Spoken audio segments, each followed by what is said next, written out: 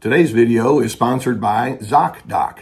It's a free app and website where you can choose from among 100,000 healthcare professionals here in the U.S. And yes, they do take insurance.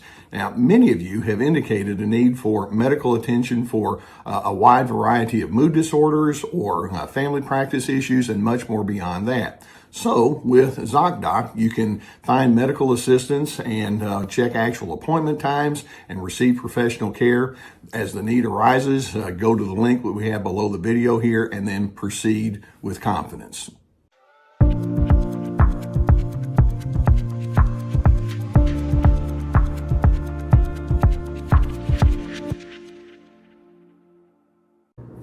Hey, Team Healthy. Glad to have you here for yet another episode of Unbound. Keep in mind that the topics that I pick for these videos in this series are offered to me by you as I pick up on your comments and questions that I'm going to turn around and answer them to you in this format. And today I want to talk with you about a person who wrote in about the self-impressed egoist is what I'm calling it. And I want you to think, how many times have you been around that strongly narcissistic person and they thought, I'm pretty much all that. I've got my act together. I know that I have so much more intelligence than you or capability. I've got the good life, and you're just some sort of poor slob that probably wishes you could be me. I mean, there's some individuals who are so egotistical that they think that way, and frankly, this is the quintessential overt narcissist.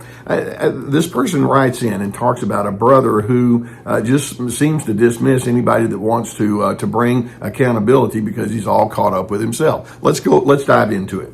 This person says, my brother is one of the most self-impressed people that I know. He has to be the center of attention. He couldn't care less about me or other family members except when he needs a favor. He makes significant money, which makes him feel like he's head and shoulders above everyone else. I've noticed he has a strong tendency to surround himself with younger people. He's in his early 50s, but works out with people in their 20s and 30s. He's single, divorced twice, and has had many sexual conquests, and dates women at least 20 years or younger, 20 years younger. What do you make of this? When I tell him he should act his age, his comment is, "Why would I want to do that?" Okay. Now, this is a portrayal of somebody who is. You may have heard the old Peter Pan syndrome. I won't grow up. This is the portrayal of somebody that says, "Well, I guess the good life means that you have money and status and prestige and you have beautiful people around you. That's what I want." And I want us to see that this guy represents one style of that self-impressed egoist, and they can be anywhere and everywhere. I mean, they can think of themselves as the smartest person in the room, or they can think of themselves as not needing to hang around with riffraff like you. I mean, you know the kind of person. But these are individuals who are constantly in search of narcissistic supply. Now, let's remember what narcissistic supply is. Basically, that individual has an ego, and they require other individuals to feed it. And they'll be the last person to admit it, but they have hidden dependency issues.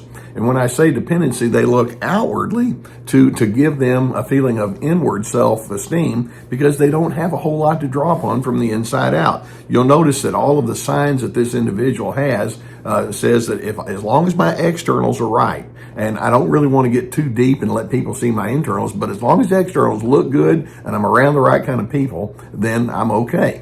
And as they go into this egotism and they seek the narcissistic supply, they are constantly seeking to establish a power imbalance. And that's a really important thing for you to understand. And again, your egotist in your world may not be exactly a duplicate of this one that this person sent in. But I want you to see some of the power elements here that are a part of the comments that this person sent in.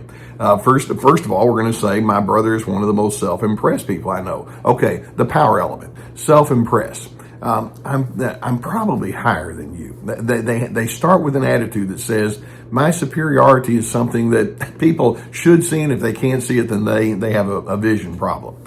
In addition, when she says couldn't care less about me or other family members, okay, that's again part of the power mindset. You're beneath me. You're somebody that I don't need to even consider. You're a nobody unless, like they say, unless you have a favor you want to do for me, and that's that entitlement.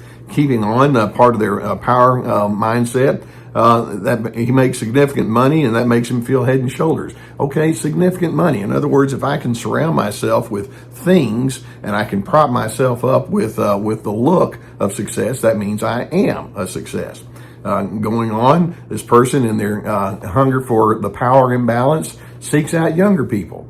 It's like, well, if I have somebody that's 2 decades younger than me, and if I say, well, there's certain things that you need to know, I can just claim experience. And I can claim my exaggerated status. I probably make a whole lot more money than them. And so they feel like they're elevated based on that. And then the part of having divorced, at least 2 divorces, but then many sexual conquests, it tells me that that individual doesn't really know how to sustain intimacy, doesn't know how to sustain closeness. And when we say seek sexual conquest, it makes you think, okay, what's that person's understanding of sexuality?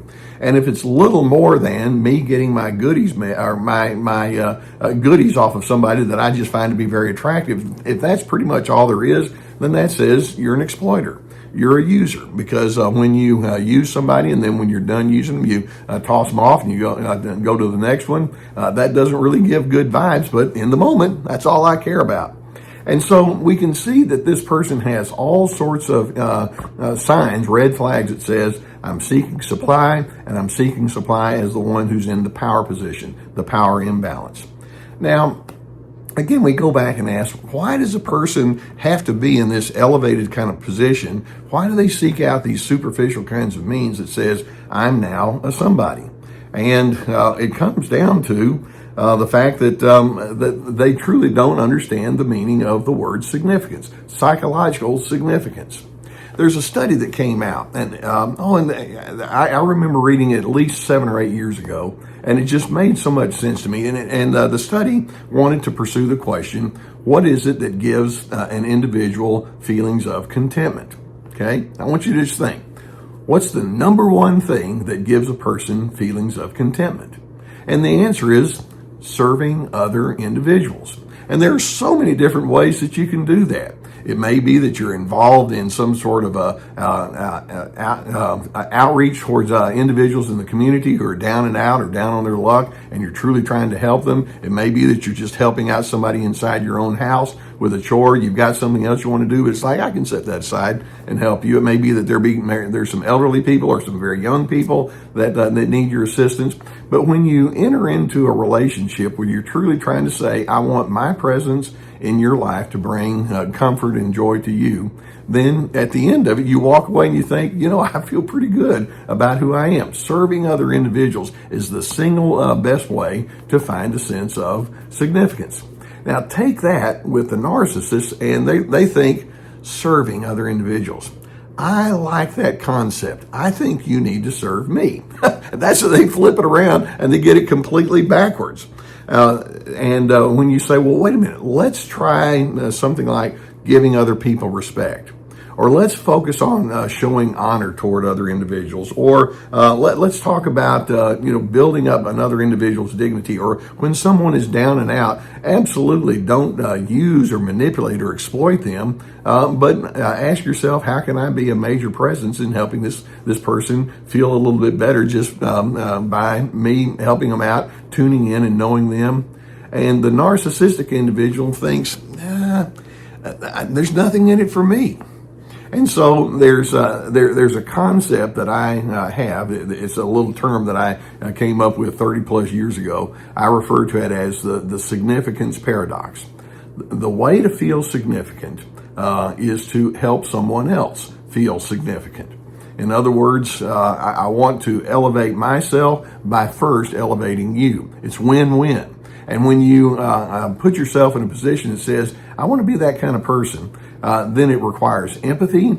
It requires letting go of your control issues. It requires dropping the whole issue of that power and dominance over other individuals, thinking, there's an interconnectedness that we share. And as I engage with you in that interconnectedness, I want to make sure that we all walk away with the best possible outcome. That's what brings a person significance. I call it the significance paradox. I don't worry about my significance because I'm tuned into yours, but at the end of the day, I feel pretty significant. That's the way it works. So yet again, we have a situation here where you have this person who thinks, no, people in front of me are meant to be used. People in front of me need to be impressed by me. People in front of me need to make sure that they know they're in the presence of, well, a very, very special person. And my thinking to that individual is, okay, that's your shallowness. You lack any kind of analytical thinking. But if you want to elevate yourself by creating power differentials with other individuals and using individuals or thinking of yourself as better than, you're going to have a pretty lonely life. Whatever connection they have tends to be very short-lived. I'm sure this guy probably could testify to that if he was honest. Here on Team Healthy, I'm hoping we can say, there is that interconnectedness. And let's make sure that we honor that and we lean into it. And then in the end, that's where we find our sense of internal peace. You know that's what I desire for you. So thanks to the person that sent this in. If you have a comment or a question that you'd like for me to address, go ahead and put it in the comment section. Who knows? It may come up. Don't be too worried, but let me have your thoughts, and we're going to build on this. That's what we're doing here in our Unbound series. Now, you know that I have my sponsors, and so I hope that you would take a look at what they have to offer. And the way I choose my sponsors is I want to make sure it's somebody that has something that's genuinely of assistance to you. So just know that. Go to my website, survivingnarcissism.tv, and you're going to see links to my courses, which are the 25 video plus teaching videos with handouts and all, or my webinars that are 90-minute PowerPoint presentations. Say that real quick. Also my articles, my books. We have lots of resources for you, and they're there to assist you along the way. Guys, thanks for letting me be a part of your journey. We're going to pick up on our next episode of Unbound with the next question that one of you sends in, or questions. Sometimes I include 2 or 3. And I hope that as you go forward from here, that you find yourself committed to your own peace and stability by offering your own goodness towards other individuals. That's the way we do it here. See you next time.